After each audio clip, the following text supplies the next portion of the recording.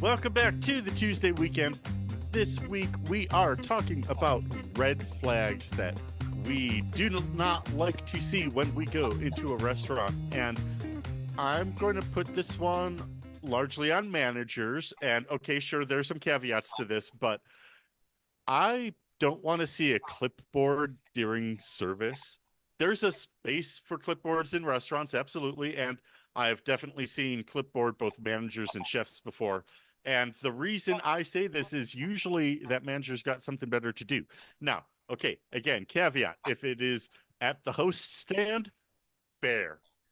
That's fine because you have a reasonable thing that you need to be doing. Again, and if it's a host or a maitre d' or a manager walking around the floor with the floor chart making updates, okay, that's totally fair game. But if you're going down the cleaning list and it's 7:30, don't you have something better to do? Well, most times those managers don't do that part of their job well. They don't do the table tap, they don't do the check. I've got the exact opposite of that when I have a manager or managers standing next to each other talking, kind of right, sort of keeping an eye on the hostess stand, sort of looking around the room, but not doing anything and not doing that anything for like an hour. Right. Just kind of like you have to come up to them, hey, I need you to come talk to a table, or hey, we've got a problem in the kitchen over here. We need an expediter. They're there, but they're not really there. They're not really helping. Exactly. They're My not being proactive. my management style is I am support staff, and whatever the either usually floor staff, but sometimes the kitchen, whatever is needed to get done to make the flow of service continue, that's what I need to do. And yeah, anyway, Yeah, but I try not to be useless at work. How about that? yeah, no. I mean, Especially when it's busy. there's those managers you see when you're dining and you're watching them. Literally, they're there. They're just not really doing anything. Mm-hmm. The restaurant's pretty much running itself for the most part, but there's things that you've noticed that could be done. Like when you see two tables get up at once and you see that manager just kind of point over there, like, hey, you guys need to clean this up. Instead of going over and helping the busser just get them cleared off really quick. There's delegation, and then there's like you do have the managers who just get way too much into helping. Sure, You know, sure. then that's they're you'll notice that That's as also well. true. But And I've had servers that work for me as a manager tell me, hey, I prefer you not to drop a check at my tables just because that's part of my flow of service. yeah, Because sometimes when it's busy and I see that server's, about to get the food over to that six top, yeah, that couple over there that is clearly waiting for their check, I'll just print it off and drop it off. Almost never run a card yeah, unless, again, I'll at least convey that one to the server first. It's like, hey, you want me to take care of that for you? But again, management style. Also leading into that, one of my other big red flags is seeing a lot of turnover because usually that points to the manager or an owner. yeah.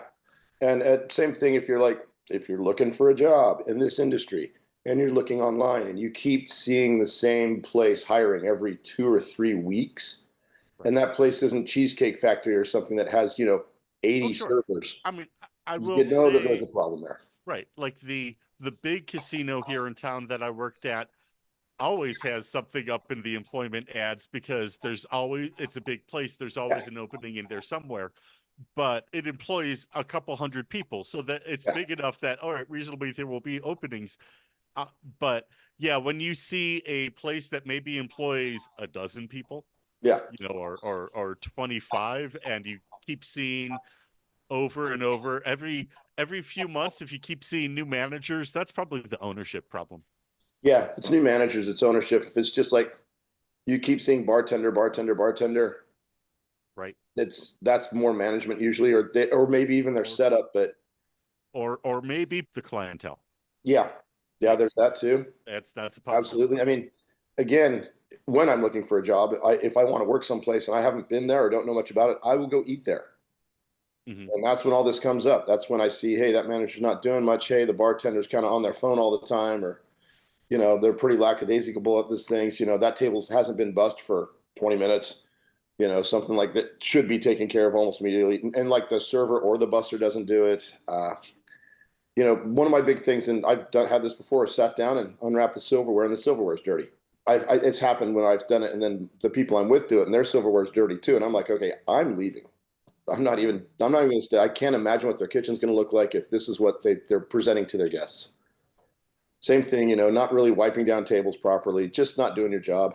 Okay, because I work in a kind of older place that, or well, all right, I jump around multiple venues within the same ownership group, Yeah. whatever, who cares?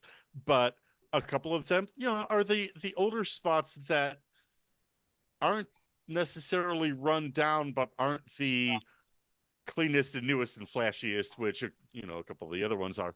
Hmm. And it's not that the management doesn't care. It's just it would be on the ownership to renovate them, to Yeah. really make them look better. But Yeah, I mean, but that's a noticeable difference. You're gonna walk, okay, this place is a little older. I expect it to look like that. exactly, This place is new. Got it. I it's mean, it's about the pretty obvious. expectation. It's it's really kind of funny because they redid the bar at my hotel and it looks nice and all that, but Mhm. no one has said, "Oh, is this new?" And I'm like, and I told them when they built it, I'm like, no one's going to notice we have a new bar because they're just staying in a hotel. They're here for like 3 days. Exactly. They've never been here before. They don't know what the Right. old one looked like. It's just going to be Exactly. the I bar. could not I could not tell you that. I was about to say 3 months ago, but really 9 months ago, what this used to look like. Yeah. Yeah, Um, just how it is. But right. I mean, that's some of the major red flags that I get when I sit down in a place. I usually try not to judge the server too harshly. Sure. I Uh, mean, okay, if it's a pizza joint and there are teenagers on their phones, okay, yeah, like, am I going to get upset about that? If it's a, you know, fancier place, if it's a steakhouse and I see the servers standing there on their phones, that's a different expectation. yeah, no, yeah, it is. If I'm gonna go down to Rockies and get a burger and a beer, and that's going to be a burger and fries in a plastic basket and a pint of beer, and it's a bar. So I'm going to be more surprised when people actually bring kids in because what the hell's wrong with you? And Yeah, they're fine. They're making their drinks. They're being nice. They're really busy, and you can see everybody's working. And the place is older and it's a little run down. It's been there for a long time. So I'm not like, ooh, this is dirty. It's just like, oh, this is just old. There is a difference. right. Well, and again, if it's busy and there are dirty tables, well, okay, it's busy. They haven't gotten to them yet. Yeah. If still after 15 minutes those are dirty tables and there are people waiting to be seated, that's a misfire in the system somewhere. But there's also other things you got to look at. I mean, I've had to deal with in different places at different times, servers, bussers, etc., on different, let's say, substances. Oh yes. I was at a restaurant on a date in Salt Lake City and ordered the food, ordered a bottle of wine. They brought the wine out. The server's talking to us. We're sitting there. About 6 or 7 minutes later, the server comes back with a bottle of wine and opens it and with glasses and pours it and talks to us for a minute and walks away. And my date's like, "Why do we have two bottles of wine?" And I'm like, um, "Because I think we're going to get our food box to go."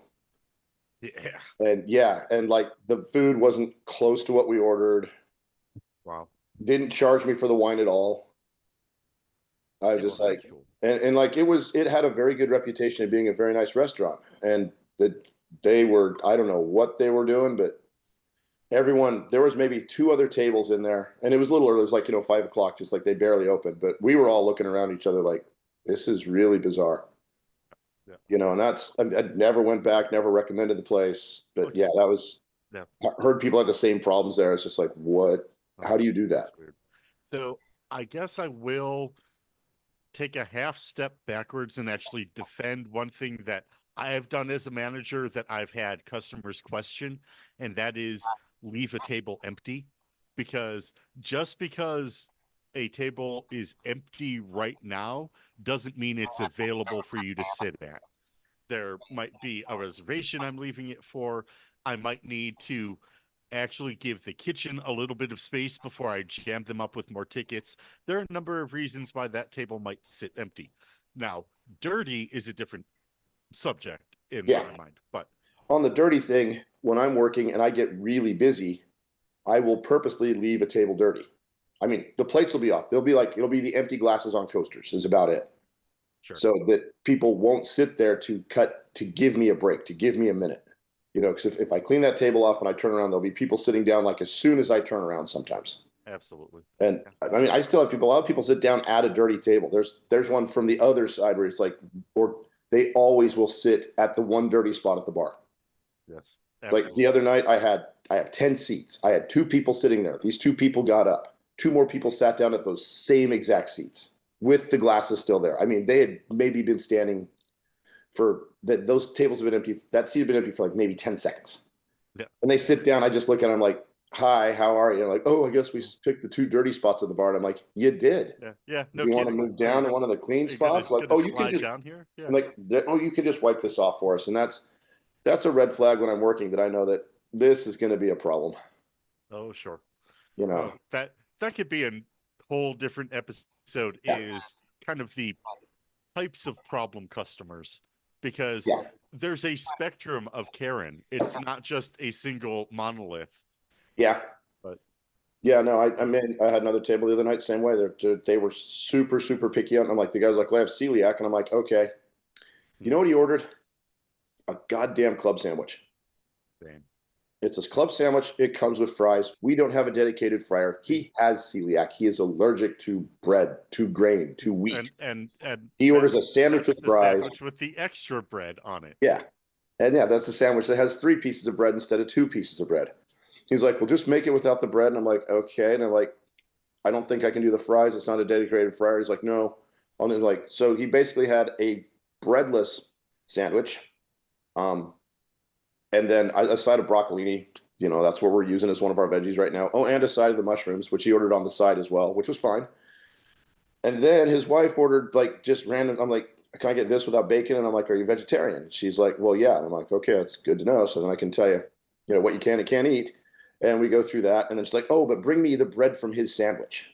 So Right. Fine, here. And then "Oh, well, can I get butter for this bread?" And I'm like, "Yeah, you can get butter for the toasted pieces of sourdough bread that you wanted. Here you go." It's like, "Why wouldn't you bring butter with this in the first place?" I'm like, "Because we don't do toast." I'm like, "That's part of a sandwich. We don't butter it before we use it in the sandwich. So that's how it's prepared. It's just toasted." It's just toasted. Yeah. Yeah. Because the rest of the sandwich yeah. That's Yeah. I had a lady in the bar last week who was even self-proclaimed very needy and still tipped me $1 because all that extra work was worth nothing to her. No. Yeah, they didn't tip too good either. No, it's just irritating when people they're going to be difficult. They know they're being difficult, and then they still tip below what an average person would tip. Correct. That's the red flag from the bar side and the server side. When people start doing special orders and try to.